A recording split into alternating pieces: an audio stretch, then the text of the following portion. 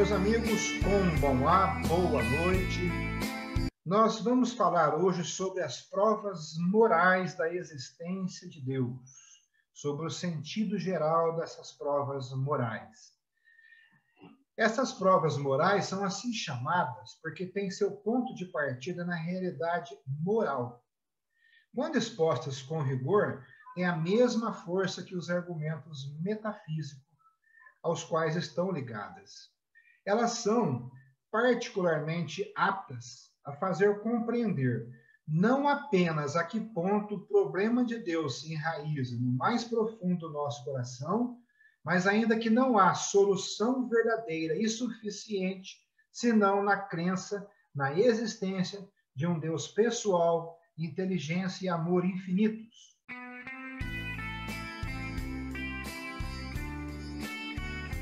Porque agora, menos do que então, a ideia de um Deus cósmico, alma do mundo, vir a ser infinito, lei universal anônima e impessoal, não conseguiria satisfazer a razão nem o coração.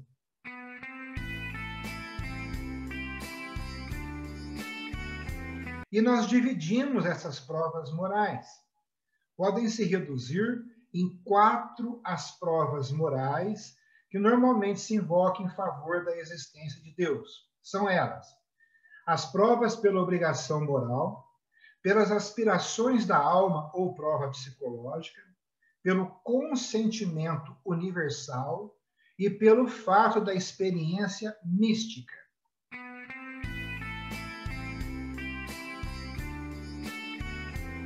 Falando da prova pela obrigação moral, devemos de início começar a falar sobre o fato do dever.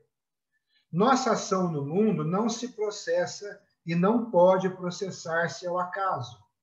Ela é dirigida por fins morais que resumimos na ideia do dever.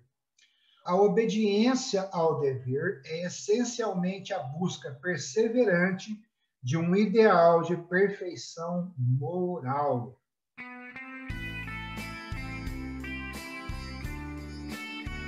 Num segundo momento, vamos falar sobre o senso do dever. Como poderia este ideal deixar de ser uma ideia subjetiva do espírito, uma espécie de miragem fabricada pela humanidade? Na verdade, sentimos que, se não fosse nada mais do que uma forma subjetiva, não poderia ter o poder de fascinação e, sobretudo, o valor obrigatório que nós lhe reconhecemos. É necessário, para que a obrigação moral tenha sentido, que manifeste uma ordem de que não sejamos nós os autores, que emane de uma razão suprema, princípio e fim de nossa natureza.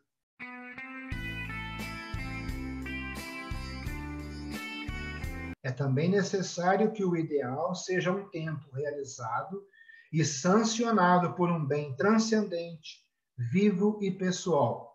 Quer dizer, que represente um valor absoluto, objetivo, apoiado num ser que o realize na sua plenitude e lhe assegure o respeito.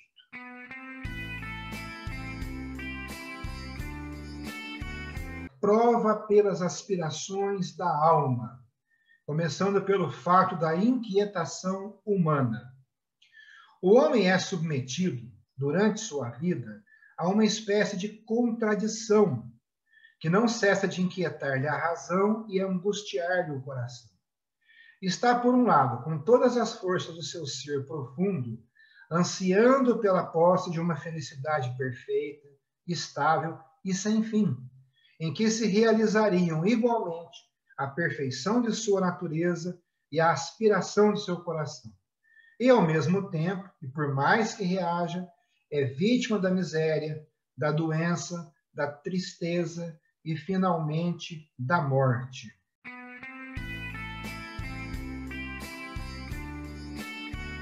Então, qual é o argumento? O homem é um ser de inquietude, mas também possui o sentimento invencível de que a contradição deve ser resolvida, que a morte não pode ser para ele um fracasso radical, um mergulho no vácuo. Neste sentimento, Não há simplesmente um protesto de sensibilidade que se insurge ante a dissolução do ser corporal, mas muito mais ainda um protesto da razão.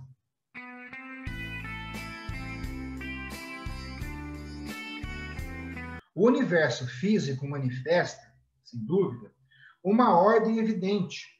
Um determinismo rigoroso regula o seu curso e reúne seus elementos, de maneira que faça deles um cosmos, um mundo, etimologicamente uma coisa ordenada e harmoniosa. Se assim é, como seria possível que a desordem e o absurdo reinassem na ordem moral? E que aí reinassem duplamente, de início pelo aniquilamento de um ser inteligente e livre, que, com todas as forças de seu coração, aspira a viver infinitamente e gozar de uma felicidade pura, sem poder encontrar no mundo, nem nos prazeres, nem na arte, nem na ciência, nada que o satisfaça plenamente.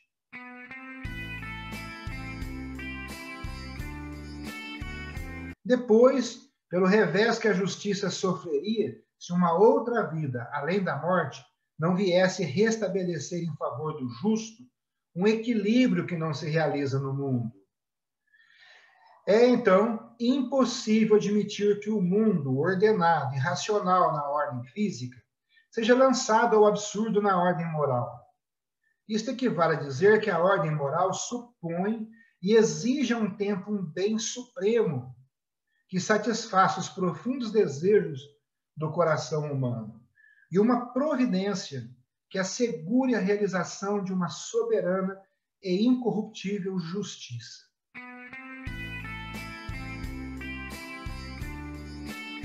Vamos falar também da prova pelo consentimento universal, o fato do consentimento universal.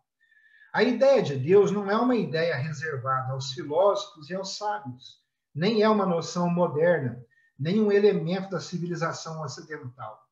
É uma ideia universal no tempo e no espaço.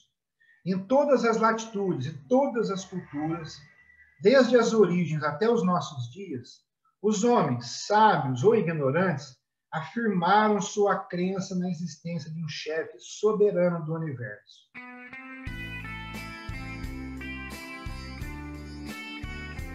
Nem as mitologias, tantas vezes estranhas em que se exprimiu a crença em Deus, nem o ateísmo pretenso ou real que se encontra na história, principalmente contemporânea, podem valer contra o fato do consentimento moralmente unânime do gênero humano. E este fato deve ser explicado.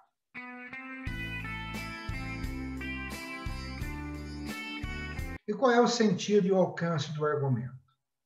Não se pode dizer simplesmente que a universalidade da crença em Deus prova a existência de Deus. Até Copérnico, os homens acreditavam unanimemente que o Sol girava em torno da Terra. Isso não provava de forma alguma a realidade de um tal movimento. Mas esta unanimidade provava suficientemente que razões sérias e graves, ou seja, as aparências que até Copérnico e Galileu nada permitia retificar, existiam em favor de uma tal opinião. Assim também ocorre no caso da universalidade da crença na existência de Deus.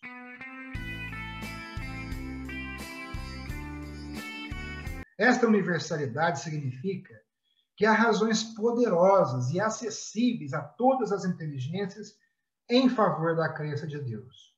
Por isso, enquanto não se conseguir mostrar que essas razões são desprovidas de valor, poder-se-á estimar que a crença em Deus resulta do exercício normal do pensamento humano, que obedece às exigências racionais. Mas vê-se também daí que é menos a universalidade da crença como tal que serve de argumento do que a presunção de que uma evidência objetiva age neste ponto para realizar o consentimento universal.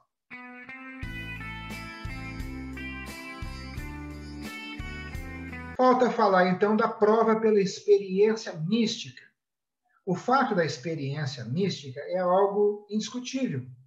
Grandes almas religiosas, tem uma série aí, São Paulo, São Francisco de Assis, São João da Cruz, Santa Teresa, e mais um monte. Afirmaram ter entrado em contato experimental com Deus de uma forma que ultrapassa seguramente os meios humanos de expressão, mas em que desfrutaram da irresistível evidência da presença de Deus. Pode-se, de certo, atribuí-lo a uma ilusão, mas é necessário considerar também tudo que esta explicação acumula de dificuldades, uma vez que se trata de espíritos lúcidos e sãos, de caracteres de uma retidão e lealdade absolutas, de pessoas cuja vida foi de uma prodigiosa fecundidade para o bem.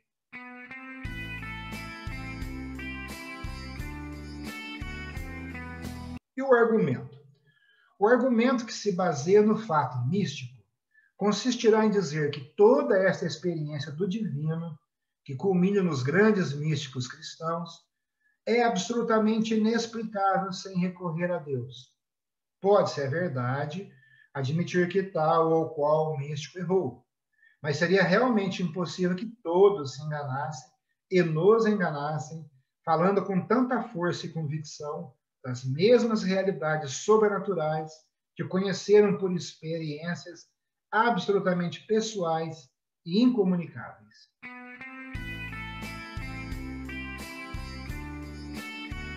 É forçoso, então, concluir, diz, por exemplo, Bergson, um pensador, um filósofo bastante conhecido, que existe na unanimidade dos grandes místicos cristãos, para descrever suas experiências, o sinal de uma identidade de intuição, ou mais exatamente, de uma identidade de experiência, que não se explica exatamente, a não ser pela existência real do ser com o qual os místicos acreditam comunicar-se.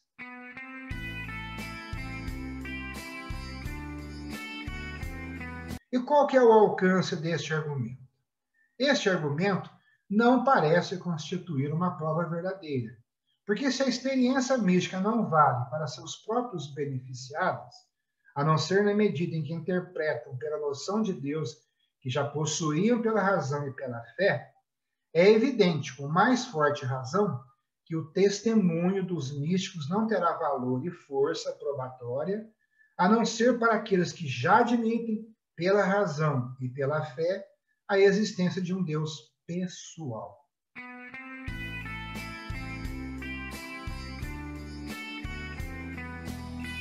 Eu vou contar para vocês que eu preciso viajar amanhã e eu estou sem carro. Então, o que eu fiz? Falei, eu vou apelar. Eu vou comprar um carro conversível. E aí testei, olhei e acabei desistindo por causa dos bancos. Os bancos não me emprestaram dinheiro.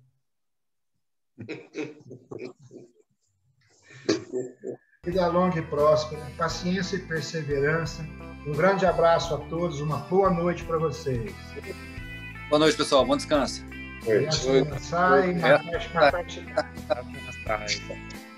Até amanhã, meus amigos.